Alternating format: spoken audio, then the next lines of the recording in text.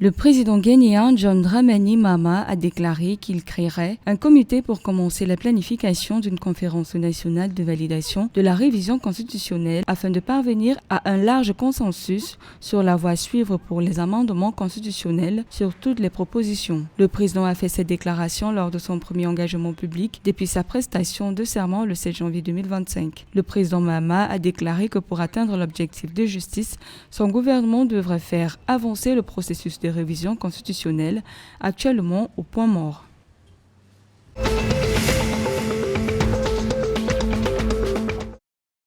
Face à la prolifération des mouvements politiques sans autorisation administrative préalable, le ministre guinéen de l'administration du territoire et de la décentralisation a sommé les mouvements politiques de cesser leurs activités et de soumettre une demande d'autorisation administrative auprès du ministère de tutelle pour leur existence légale. Le ministre de l'administration du territoire invite les institutions nationales et internationales, les partenaires techniques et financiers à cesser toute collaboration avec les 54 partis politiques suspendus jusqu'au 31 janvier 2025, conformément aux conclusions du rapport final de l'évaluation des partis politiques de 2024.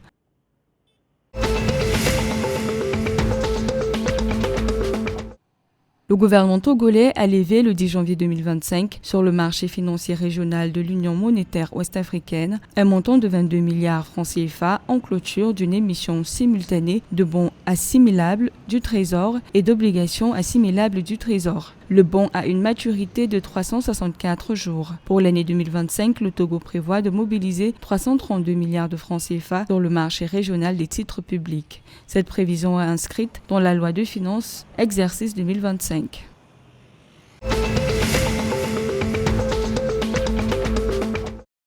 La première ligne maritime régulière entre le Sénégal, la Gambie et le Cap-Vert a été inaugurée le 9 janvier 2025 par les autorités de 3 pays ouest-africains. Ce projet de ligne maritime a pour vocation de dynamiser les échanges commerciaux dans l'Ouest africain tout en renforçant les relations économiques et culturelles entre des peuples proches mais divisés par la colonisation. La navette fonctionnera en phase de test pendant 3 mois avec un investissement d'1 million d'euros, a indiqué la marraine du projet, Véronique Grace.